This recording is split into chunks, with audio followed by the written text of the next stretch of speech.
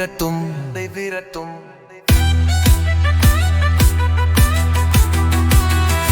நாய் வந்தது வௌவால் வாலையாட்டும் பார்ப்பார். நம் வீட்டு நண்பன் தான், அது எப்பவும் நம்மை காக்கும் பார்.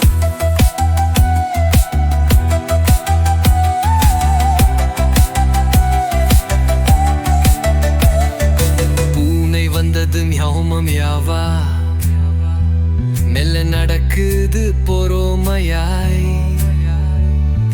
பறிக்குது பாலை தெரியாமல் தூங்கும் சுவையான கனவுடன்.